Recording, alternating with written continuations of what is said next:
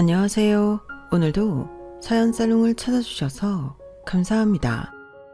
저는 얼마 전에 아주 끔찍하고 기가 차는 일을 겪었던 한 사람입니다. 얼마 전도 아니군요. 벌써 1년이나 지나긴 했으니. 그동안 제 삶은 정말 공허했어요.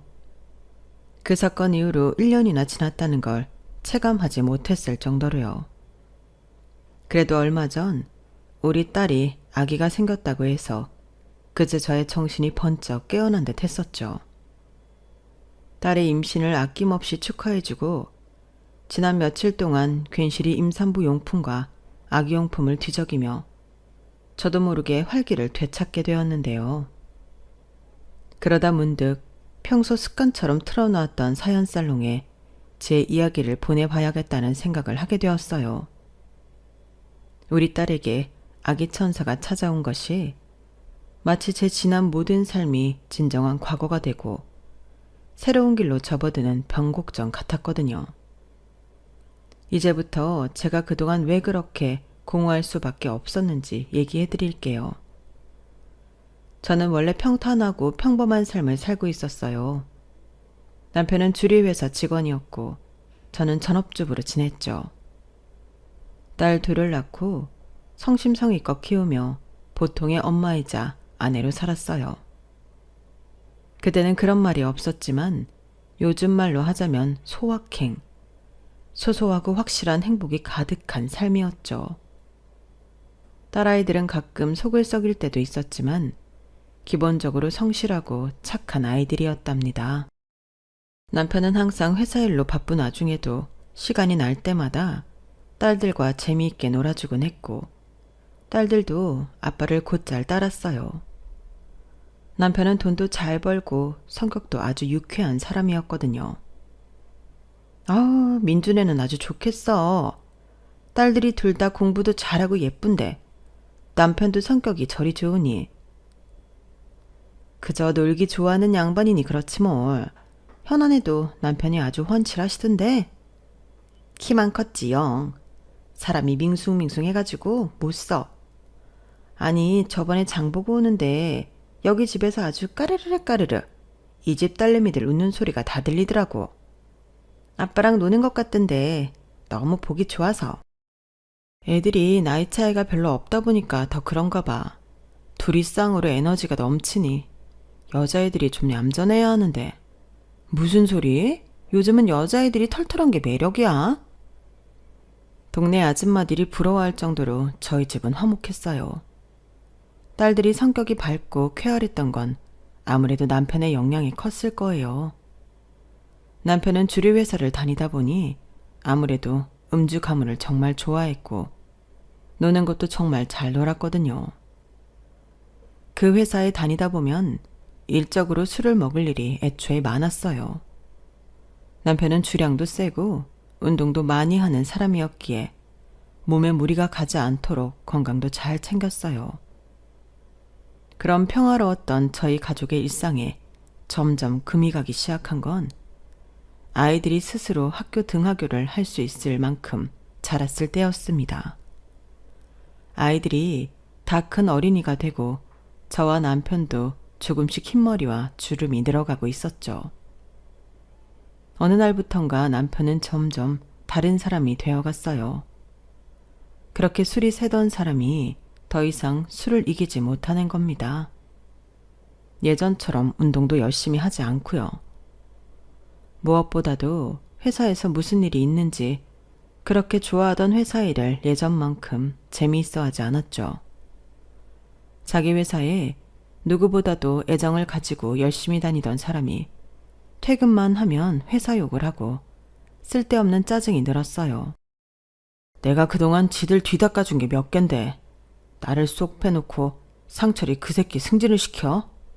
에이씨, 개새끼들. 승진 아니면 어때? 괜찮아. 지금도 우리 가족 잘 살고 있잖아. 너무 마음 쓰지 마. 시끄러워. 아무것도 모르는 옆엔 내가 어디 남편하는 바깥일에 훈수를 둬? 소주나 더 사와. 아이씨, 재수가 없으라니까. 술 여기에 두고 방으로 들어가. 혼자 있을 거니까. 저는 그때까지 회사를 다녀본 적이 없었기에 남편의 말을 전부 알아들을 수는 없었지만 대충 남편이 회사 내에서 입지가 되게 불리해진 것 같았어요. 저는 그 일에 대해서 뭘 어떻게 해야 할지 모르겠더군요.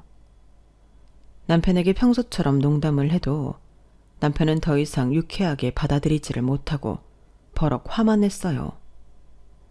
승진 안 해도 괜찮다고 위로를 해도 빽 소리를 질러대는 건 똑같았죠. 달래보려고 며칠 여행을 다녀오면서 쉴까 제안을 해도 마찬가지였고요.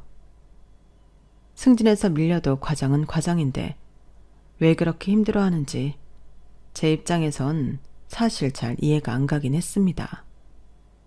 아무래도 직함보다는 자기 후배를 상사로 모시게 된 상황이 더 큰 스트레스로 다가오나 보다 하고 어림짐작을 할 뿐이었죠. 자기보다 밑에 있던 후배가 갑자기 자기를 앞질러 가면 스트레스가 심할 수밖에 없겠구나 싶었어요. 그래서 남편이 계속 엇나가고 험한 언행을 해도 계속 어르고 달랠 생각만 했을 뿐 잘못을 타박하고 남편을 휘어잡을 생각은 섣불리 하지 못했던 거였죠. 문제가 심각해진 건 남편이 회사에서 받은 스트레스를 전부 술로만 풀기 시작할 때부터였어요. 더 이상 운동도 안 하고 다른 모임에도 나가질 않으니 혼자 고립된 채로 술을 퍼마시게 된 거예요. 안 그래도 점점 기본 성격 자체가 화가 많은 성격으로 바뀌고 있었는데 거기에다 술을 들이부으니 없던 술 주사까지 생기게 되었어요. 젊을 적엔 술 주사도 별로 없던 양반이었는데 말이에요. 뭐든 늦바람이 무섭다고 갑자기 생긴 남편의 술 주사는 정말이지 다양하고 충격적이었죠. 처음으로 남편의 술 주사에 충격을 받았던 건 술 취해 들어온 남편이 현관에서 잠들어 버렸을 때예요.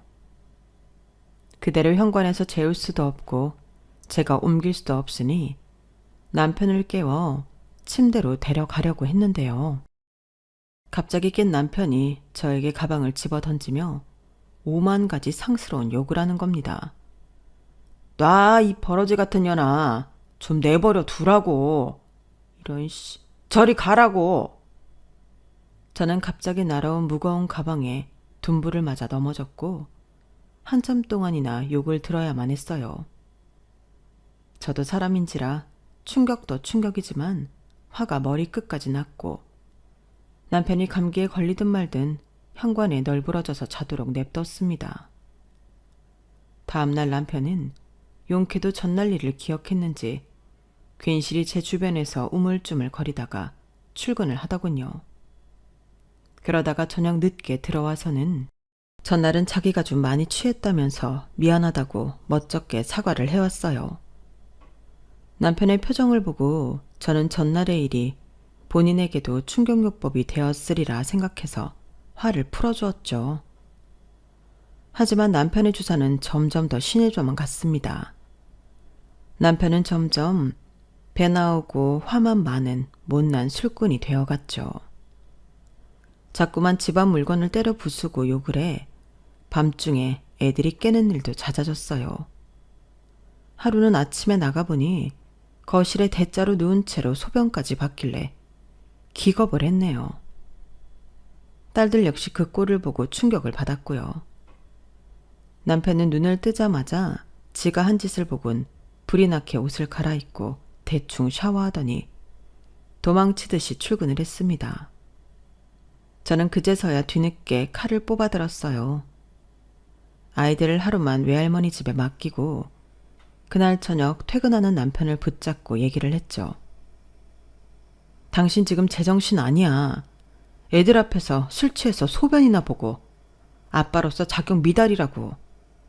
그놈의 회사를 때려치우고 다른 곳으로 이직을 할지 아니면 당장 내 손잡고 알코올 치료센터를 가든지 선택해. 내가 이 나이에 어떻게 이직을 해. 내가 이 회사에서 과장인데 다른 곳에 가서 생 신입부터 다시 시작하라는 거야? 다른 회사에서 반기지도 않을 뿐더러 나도 그렇게는 못해. 그럼 계속 이딴 식으로 살겠다는 거야? 동네 똥개도 아니고 거실에다 볼일 보고 집안 물건 다 때려 부시면서? 애들이 이딴 걸 보고 뭘 배우겠어. 나도 이 꼴 더는 못 참아. 내가 알아서, 뭘 알아서 하겠다는 거야. 지금까지 당신이 해온 만행들을 내가 얼마나 참아줬냐고. 알았어. 술을 좀 줄이던지 할게. 줄이던지 한다고? 확실하게 말해. 줄인다고. 앞으로 술 조금만 마실게. 그만해. 제가 죽일 듯이 노래범을 소리치자 남편은 그제서야 두 손을 들며 앞으로는 술을 줄이겠다고 몇 번이나 약속을 했어요. 저는 몇 번이나 남편이 약속을 하는 걸 보고서야 알겠다고 했죠. 그런데 웬걸? 남편은 단 일주일도 술을 멀리하지 못했고 이후로도 몇 번이나 막장 같은 상황이 벌어졌어요.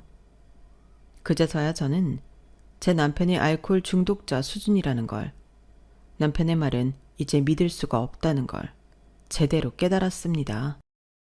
딸들은 그런 아빠를 끔찍이도 싫어했고 둘 다 악바리로 공부를 하더니 기숙사가 있는 고등학교로 자진해서 진학했어요. 공부를 잘하던 큰아이는 외고에, 피아노를 잘 치던 작은아이는 예고에 진학을 했죠. 그나마 애들이 저보다 현명해서 알아서 자기 길을 찾아가니 저로서는 너무나 다행이고 고마울 지경이었죠. 그리고 아이들이 고등학교에 진학한 뒤 얼마 지나지 않아 남편은 회사에서 해고되고 말았습니다. 해고가 된 사유는 회식 자리에서 큰 실수를 했다는 것이었어요. 술이 들어가니 안에서 새던 바가지가 밖에서도 새게 된 것이었죠. 장소는 노래방이었는데 노래방 안 기물 파손으로 돈도 물어줘야 했고 아주 난리도 아니었네요. 그 와중에 그 노래방이 아가씨가 있는 노래방이었다는 게 첫 번째로 기가 찼고 후배인 상사에게 들이박다가 이런 사단을 벌였다는 게 두 번째로 기가 찼죠. 평소 집에만 들어오면 험한 욕을 하고 화를 내면서 말했던 내용들을 고스란히 그 당사자 앞에서 했던 거예요. 기물 파손까지 해가면서요. 덕분에 저는 새벽 2시에 경찰서에서 전화를 받고 헐레벌떡 나가야만 했네요. 가보니 경찰서 안은 아수라장이 따로 없었고 남편은 술에 잔뜩 취한 채 코피를 뚝뚝 흘리고 있었어요. 상사가 됐다던 그 후배분은 한쪽 뺨이 벌겠는데 저를 보자마자 남편을 폭행죄로 감방 보낼 거라며 엄청나게 화를 내더군요. 아무리 그래도 전 아무 죄 없는 가족일 뿐인데 저한테 이년저년하며 욕하고 화를 내는 꼴을 보아하니 남편이 그간 받았을 스트레스가 어느 정도 짐작이 가긴 했죠. 내가 누군 줄 알아? 니년 남편 내가 반드시 콩밥 먹일 줄 알아. 알겠어? 어디 이름도 없는 학교 나와놓고 주제도 모르고 들이받아. 어? 죄송합니다. 제가 대신 사과드릴게요. 정말 죄송합니다.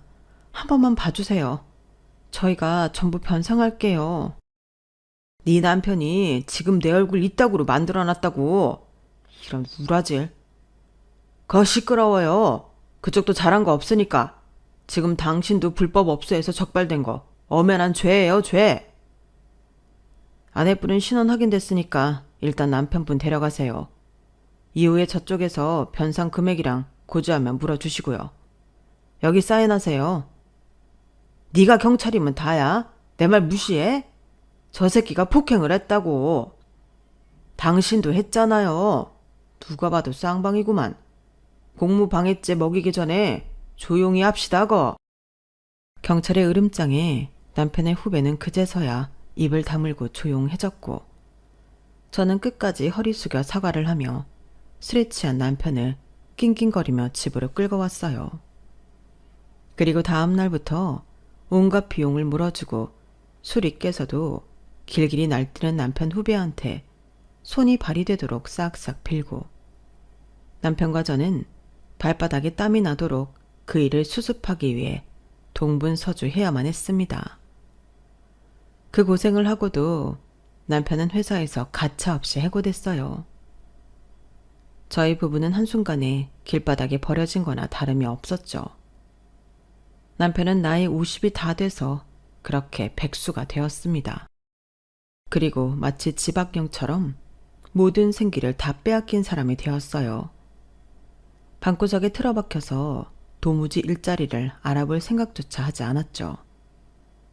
제가 이제라도 알코올 치료센터에 가자고 해도 거긴 죽어도 안 가겠다며 어차피 이젠 술을 사 먹을 돈도 없다는 겁니다. 남편이 실제로 방구석에서 술을 전처럼 퍼마시진 않았기 때문에 저는 그 얘긴 관뒀어요. 하지만 남편이 갑자기 그렇게 백수가 된 채로 할 일 없이 시간만 보낼 수는 없었죠. 당장 아파트 대출비, 관리비에 애들 학비에 생활비까지 제가 돈을 벌어야만 했어요. 근데 남편 말 따나 애나 키우던 여자가 갑자기 어디 나가서 일을 할 수가 있겠어요. 눈앞이 정말 캄캄했죠. 몇 날 며칠 동안 가슴에 돌덩이를 얹은 것처럼 답답하던 저에게 그래도 구원의 동아줄이 한 가닥 내려오더군요. 평소처럼 마트에서 장을 봐오던 길이었는데요. 집에 들어가기 싫어 불어 길을 빙 돌아오다 처음 가보는 골목 칼국수집에서 주방 이모를 구한다는 종이를 보게 된 것이었어요. 저는 그 종이를 보자마자 곧장 가게 안으로 들어가 다짜고짜 일을 하겠다고 했는데요. 여기 주방 이모 구하나요? 제가 일하고 싶은데요. 늦은 오후인데도 사람이 꽤 있었고 허리가 굽고 연세가 지긋하신 사장님이 혼자 서빙을 하고 계셨어요. 사장님이 절 한번 힐끔 보더니 무심하게 물어보셨죠. 여기서 일하려고? 네, 시켜만 주신다면 바로 할게요. 주방일 해봤나? 제가 애 둘 있는 엄만데요. 맨날 하는 게 주방일이죠. 잘할 수 있어요. 안 해봤구만. 이번 달 말까지는 저기 써있는 월급에 반뿐이 못 줘. 자네도 나도 같이 일할 만한지 봐야 할 것 아닌가. 잘 버티면 다음 달부터는 제대로 줄 테니 그래도 오겠다면 내일부터 오게. 네, 내일 뵐게요. 감사합니다. 저는 그렇게 기적적으로 일을 구하게 되었어요.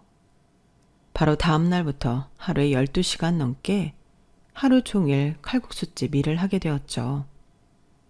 덕분에 남편만큼은 아니지만 그래도 저희 가족이 필요한 만큼의 돈은 겨우 벌 수 있었네요. 평소엔 그쪽 동네로 다닐 일이 거의 없어 제가 잘 몰랐는데 손님이 정말 많은 가게였더군요. 점심에는 근처 회사에서 회사원들이 식사를 하러 밀려왔고 저녁엔 퇴근하는 주민들이 밀려왔어요. 그 사이엔 학교가 끝난 중고등학생들이 밀려왔고요. 정말이지 손님들이 한시도 쉴 수 없을 정도로 많이 오는 곳이었어요.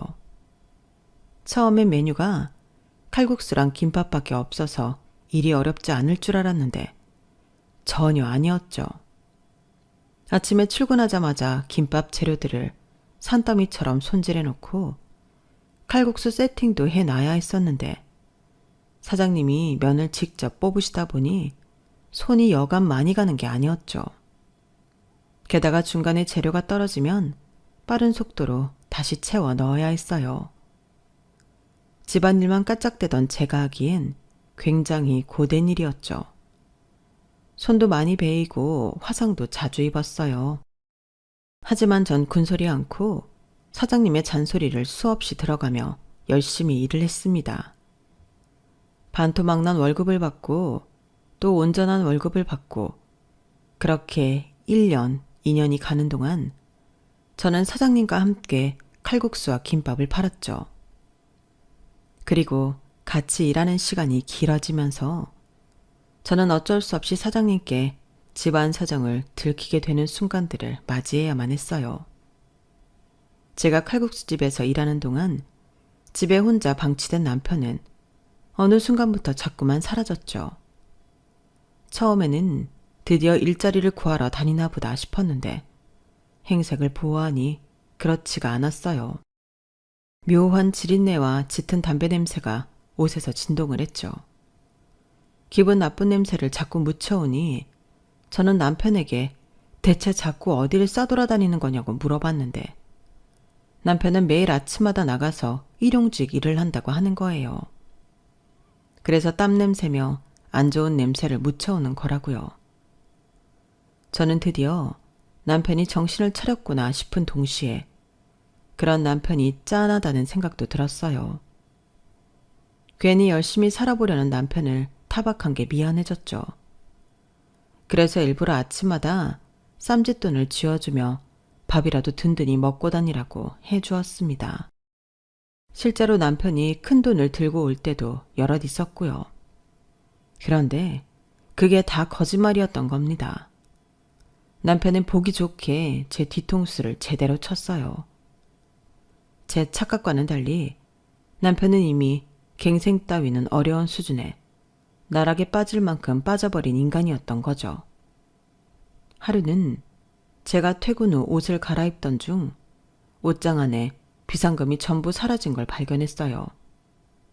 깜짝 놀란 저는 도둑이 들었구나 생각해서 경찰을 불렀죠. 경찰은 도둑이 드나든 흔적이 없다고 하면서 저한테 이것저것을 물어봤는데 현관 앞에서 그러고 있다 보니 집에 들어오던 남편이 경찰을 보고 후다닥 다가왔어요. 무슨 일이시죠? 여보, 도둑이 들었어. 옷장 안에 그동안 비상금을 모아두고 있었는데 갑자기 누가 그걸 홀랑 가져가 버렸더라고. 그래서 여기저기 뒤져보니 돈 되는 물건들도 죄다 없어진 거야. 에이, 무슨 말도 안 되는. 물건 몇 개는 저번에 한번 대청소하면서 싹 버렸었잖아. 뭐? 무슨 소리야? 그런 적이 어딨어? 돌아가세요, 돌아가. 저희 집에 없어진 거 없으니까요. 이 옆엔 내가 나이가 드니 오락가락해서 착각을 한 거예요. 남편의 말에도 경찰들이 좀처럼 움직이지 않자 남편은 화를 버럭 내고 고함을 치며 문을 쾅 닫고 들어갔어요. 저는 당황해서 집에 있던 음료수라도 들고 나와 경찰분들께 쥐어드리며 대신 사과를 했죠. 죄송해요. 바깥 양반이 굳은 일을 하다 보니 가끔 저렇게 괴팍해질 때가 있어요. 아, 괜찮습니다. 근데 남편분을 좀 지켜보셔야겠어요. 네? 집안을 억지로 열고 들어간 흔적이 없다는 건 집을 아주 잘 알고 있거나 혹은 집에 사는 사람일 수도 있으니까요. 조심하시고요. 무슨 일 있으면 또 연락 주십시오. 아, 네. 들어가세요. 그날 저녁 잠에 들려고 하는데 영 잠이 오질 않았어요. 몇 시간 전 경찰이 한 말이 자꾸만 맴돌았죠. 곱씹어 볼수록 일리 있는 말이었거든요.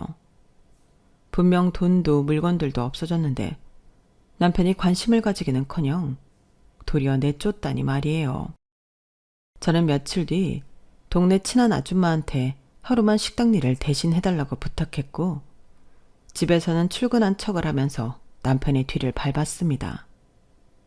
남편은 저희 집이랑은 한참 멀리 떨어진 달동네까지 걸어가서 어느 컨테이너 박스 안으로 들어가더군요. 다 낡아 썩어가고 있는 듯한 컨테이너였는데 밖에서 몰래 보니 연기가 아주 자욱했고 사람들이 삼삼오오 동그란 테이블에 모여 있었어요. 처음엔 저게 뭔가 싶었는데 글쎄 모여서 하고 있는 게 도박이었던 겁니다. 저는 그 꼴을 보고 눈이 돌아갈 것 같았죠. 그 자리에서 도박장 안으로 달려들어 남편의 머리채를 잡아 끌며 소리를 질러댔습니다. 야, 이 미친 인간아. 지금 당신이 여기서 이러고 있을 때야? 아이, 이년이 놔봐. 지금 내가 이기는 판이라고. 남편은 팔을 마구 휘두르며 절 떼어냈고 남편의 팔에 저는 눈 한쪽을 정통으로 얻어맞고는 한동안 머리가 띵할 정도로 아파서 그대로 주저앉았어요. 그런데 제가 그렇게 주저앉은 동안 남편은 정말 도박에 미친 사람처럼 얼른 다시 고쳐 앉고는 도박질을 이어가더군요. 아픔이 사라지면서 저는 남편이 찰싹 붙어있는 테이블 위에 제 통장이 놓여져 있는 걸 발견했어요. 다시 눈이 돌아간 저는 남편을 또다시 붙잡았죠. 이 정신 나간 버러지 같은 인간아. 이건 애들 등록금 통장이야. 애들 결혼 자금까지 모아두는 통장이라고. 와, 내가 더 크게 벌고 있잖아, 지금. 뭘 더 크게 벌고 있다는 거야. 정신 차려. 이 판만 이기면 전부 만회하는 거라고. 당신이 무슨 수로 애들 통장까지 걸고 이걸 이기겠다는 거야. 이미 집구석에서 훔쳐간 그것들만 해도 만회 못했으면서. 놔, 이 여편네야. 네가 뭘 한다고 짓거려. 이 판만 이기면 다 끝난다고. 저희 부부는 그렇게 그 자리에서 서로 붙잡고 뒹굴며 육탄전을 벌였어요. 남편은 머리가 한 뭉탱이 빠지고 뺨이 온통 벌개졌고, 저는 머리는 산발에 여기저기 시퍼렇게 멍이 들고 입술이 터졌죠. 저희가 이러고 있는데도 도박하는 사람들은 테이블 위에만 눈을 고정하고 있더군요. 그나마 제정신인 몇몇 사람이 저를 드러내서 컨테이너 박스 밖으로 던졌습니다. 그리고 저한테 선심 쓰듯 제 통장을 던져주며 말했죠. 이거 들고 도망가요. 도박쟁이랑 한 집에 살면 배가 망신해요. 아줌마가 불쌍해서 말해주는 거야. 저는 나이도 있고 엉엉 울면서 집에 돌아왔고, 눈에 보이는 족족 돈 될 만한 물건은 전부 모아서 꽁꽁 숨겼어요. 남편 새끼가 꼴도 보기 싫어서 문도 완전히 잠궈버렸죠. 집에 들어올 생각도 하지 말라고요. 아침에 출근하려고 나오니 남편이 현관문 앞에서 웅크리고 자고 있길래 그걸 그대로 밟고 나와버렸어요. 가게에 가니 사장님은 제 몰골은 신경도 쓰지 않고 평소처럼 잔소리를 해대셨어요. 아니, 평소보다 더한 것 같았죠. 평소보다도 더 깐깐하게 매의 눈을 하고 절 지켜보시니 저는 전날의 일을 생각도 못하고 정신없이 일을 할 수밖에 없었어요. 나중에 알고 보니 전날 제가 거짓골을 하고 엉엉 울면서 집에 왔을 때부터 동네에 소문이 쫙 돌았다더군요. 저 집 남편이 기어코 아내한테 손찌검을 하기 시작했다고요. 제가 매번 돈 숨기는 위치를 달리하고 종종 아예 들고 나가기도 하는 등 남편에게 돈을 뺏기지 않으니 남편은 제가 올 때까지 기다렸다가 돈을 달라며 행패를 부리기 시작했어요. 저는 그런 남편에게 몇 번이나 맞았죠. 다시 술을 입에 대기 시작한 남편은 진탕 취했을 때마다 금수 새끼 마냥 난폭해져서는 저를 종종 아예 가게 한켠에서 잠을 자게 하기도 했어요. 제가 어렵게 가게에서 자도 되냐고 물어봤을 때도 사장님은 별말을 하지 않으셨어요. 사장님은 한 번도 저에게 집안일에 대해 묻지 않으셨죠. 그저 하루하루 장사하는 일에 충실할 뿐이셨어요. 그렇게 지옥 같던 시간이 지금 세어보니 한 3, 4년쯤 됐었던 것 같네요. 어느 날 남편은 갑자기 사라졌어요. 일주일이 지나고 한 달이 지나도 집에 들어오질 않았죠.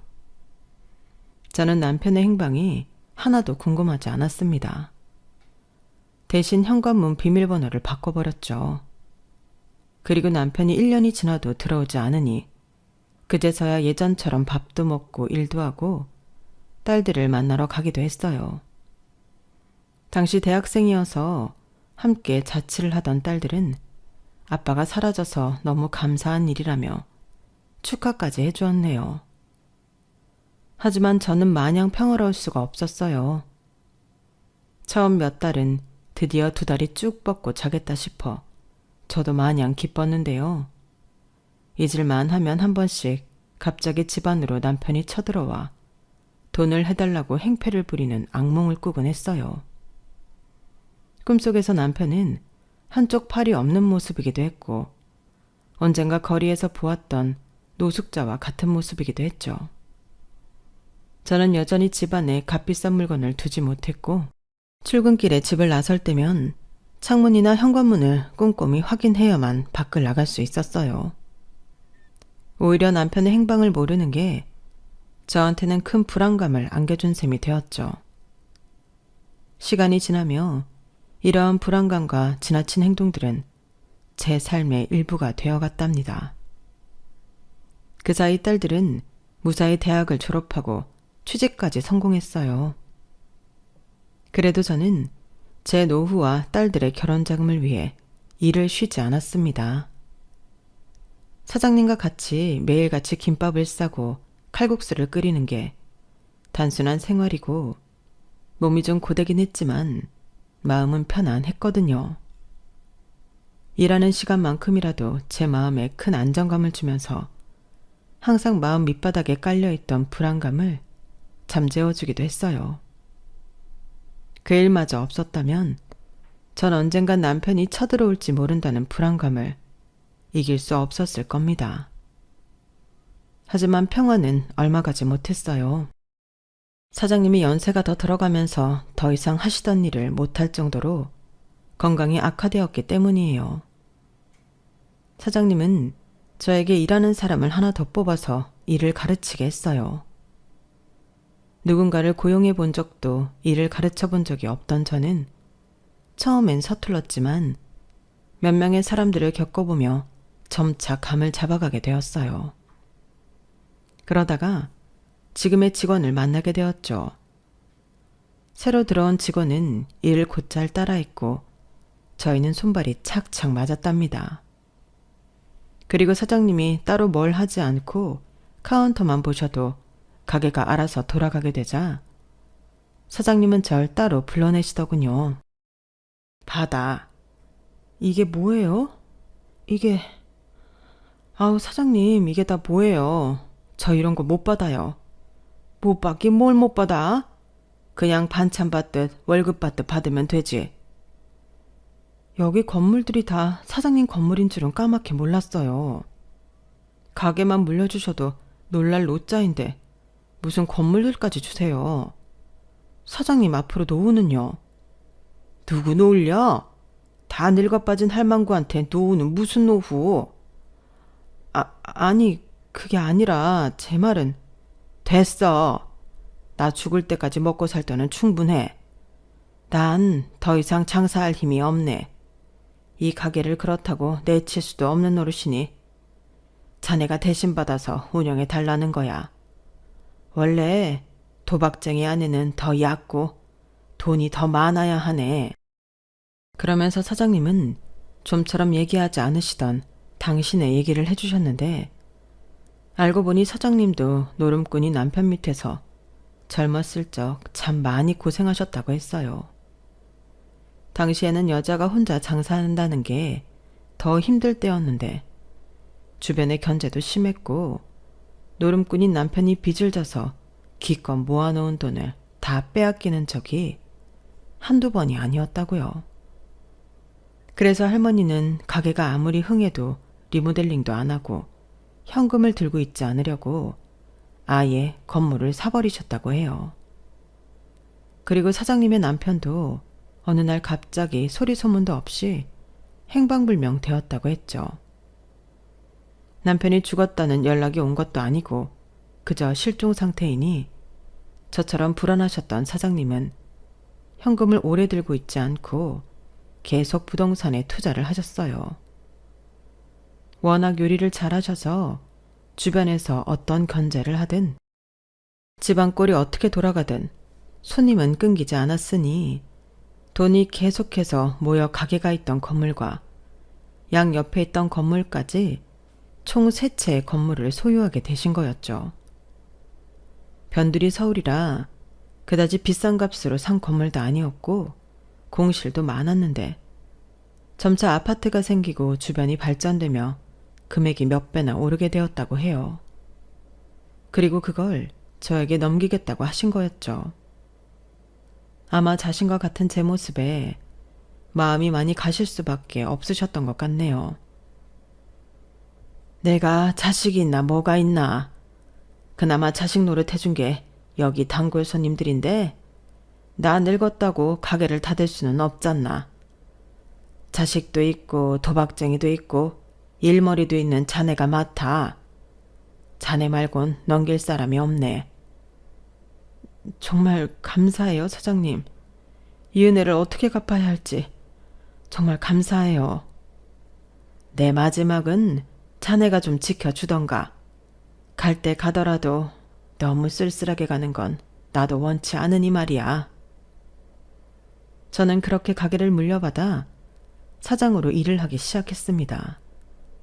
직원도 하나 더 뽑아서 안정적으로 가게가 돌아가게 만들었고, 남는 시간엔 사장님을 저희 친정엄마처럼 돌봐드렸어요.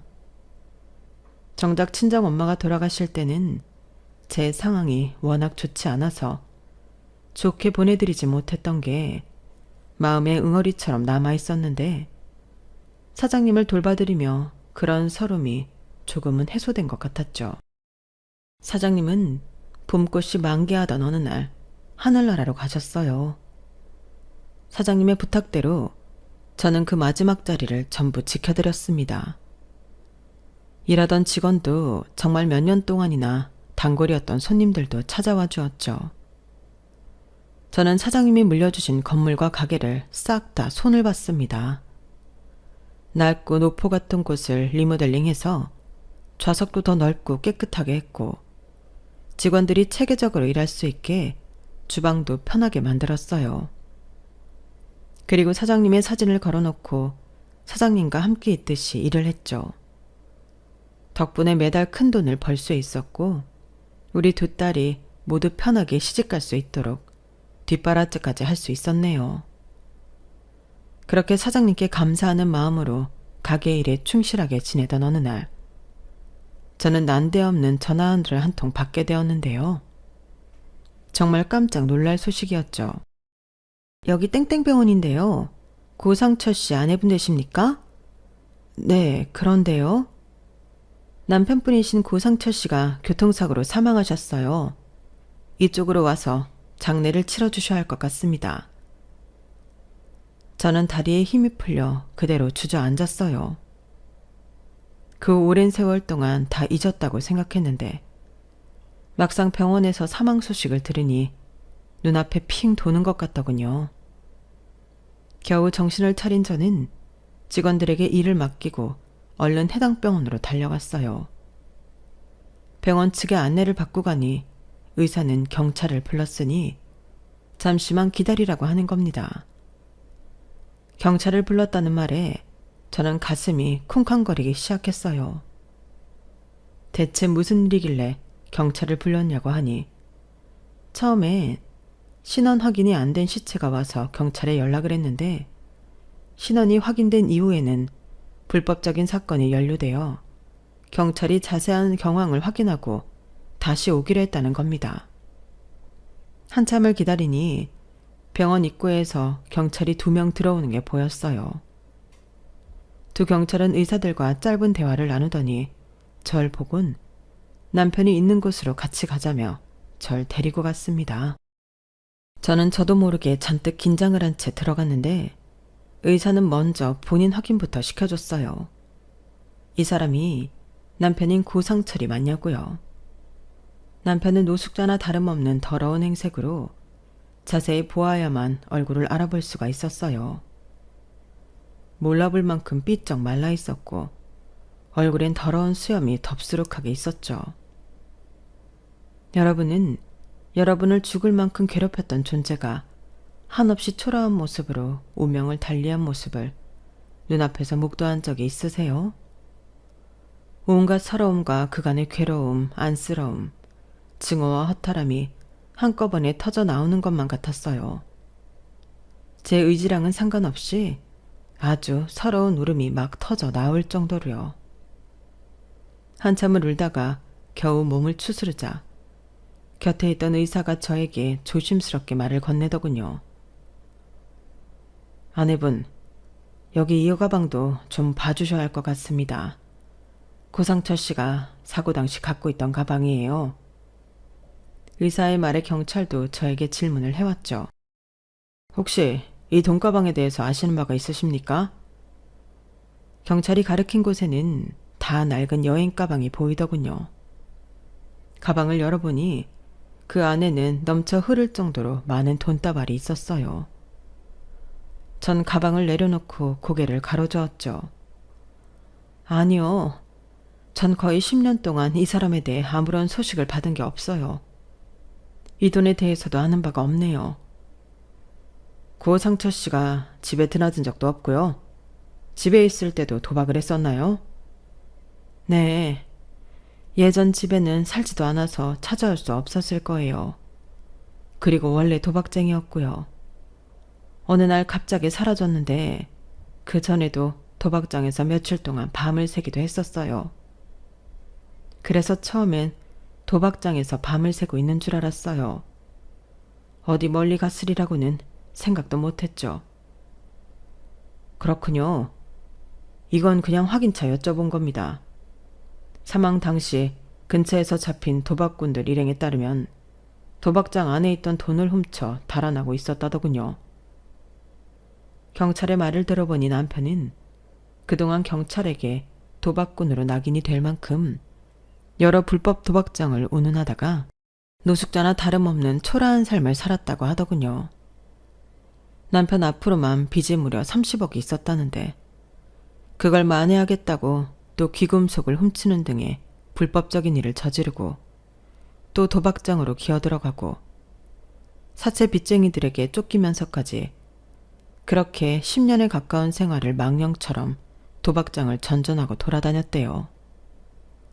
경찰에게 지난 세월 동안 남편이 저지른 행동들을 듣고 있는데 눈물이 다 말라버릴 만큼 어이가 없고 기가 찼어요. 10년이나 생존해 있었다는 게 용하다고 생각될 정도로 남편은 엉망인 삶을 살아왔더라고요. 경찰은 남편의 사고로 남편과 연관된 모든 불법 업소를 소탕할 예정이라고 했습니다. 남편의 사고 현장 근처에서 잡힌 몇몇 도박꾼들에게 계속 진술을 받아내고 있다고요. 근데 도박꾼 말을 믿을 수가 있어야죠. 거짓말을 밥 먹듯이 하는 인간들이니. 혹시나 아내분 돈을 훔친 건가 해서 여쭤본 거니 너무 신경 쓰지 마세요. 제 돈은 이미 오래전에 다 훔쳐갔어요. 고생 많으셨겠습니다. 제가 덤덤하게 말하자 곁에 있던 의사분들도 고개를 저으며 혀를 차셨죠. 저에게 바로 장례 절차를 밟을 거냐고 물어봐서 저도 그냥 그러겠다고 했네요. 장례식을 진행해봤자 찾아올 사람도 없을 거였으니까요. 두 딸에게만 조심스레 소식을 알렸는데 두 딸은 다음 날이 토요일이니 근무를 마치고 다음 날 오겠다고 했죠. 딸들도 저만큼 심장이 복잡할 테니 저는 더 묻지 않고 편하게 하라고 했어요. 그렇게 남편은 세상 모든 사람들에게 버림받은 채로 쓸쓸하게 세상을 떠났습니다. 저희 세 모녀는 눈물을 흘리긴 했지만 누구도 남편의 죽음 자체를 슬퍼하진 않았어요. 그저 그동안 고생한 서로를 더 보듬어 주었을 뿐이었죠. 저는 그 이후에 평소처럼 일상으로 돌아왔지만 왜인지 마음 한켠이 자꾸만 쓸쓸했어요. 돌아가신 사장님처럼 평생 남편의 생사를 알지 못해 불안감에 떨어야 하는 신세는 아니라서 오히려 다행이라는 거. 물론 알았죠. 머리로는 알지만 이상하게 삶이 참 허무하다는 생각이 밤마다 찾아와 아주 괴로웠어요. 두 딸은 그런 제 상태를 뒤늦게 알고 더 자주 연락하고 찾아오며 절 챙겨주려 했고 그때마다 저도 괜찮은 척을 했지만 혼자 남을 때의 적적함은 어쩔 수가 없었네요. 그러다 얼마 전 저희 둘째 딸이 먼저 임신 소식을 알린 거예요. 태중에 아이가 생겼다는 말에 저는 그제서야 그동안 갈피를 잡지 못했던 마음을 도로 다잡을 수 있었습니다. 그리고 곧 요즘엔 만나게 될 손주를 기다리며 하루하루 설레는 마음으로 지내고 있어요. 그리고 이렇게 제 지난 날을 쭉 돌아보니 참 다사다난했던 생이었던 것 같습니다. 이 나이가 되어보니 인상이라는 게 끝도 없이 힘들다가 또 희망을 찾고 또 절망하다가 다시 살아나기를 반복하는 거구나. 종국에는 다 잘 풀리게 되는구나 하는 확신이 생기게 되었어요. 당시엔 어려서 몰랐지만요. 그 확신은 이 나이가 되어서야 생기게 되는 것 같아요. 앞으로 저도 더 나이가 지긋해지고 그래서 사장님 나이쯤 되면 그 옛날 저희 사장님이 매맞던 저를 그저 품어주셨던 것처럼 저도 제 손주를, 저희 직원들을, 그리고 혹시 모를 새 인연까지 그저 품어줘야겠다는 생각이 드네요. 혹시 제 이야기를 듣는 분들 중에서도 지금 너무 힘든 상황인 분이 계시다면 그분들께도 희망을 잊지 말라는 말씀을 드리고 싶어요.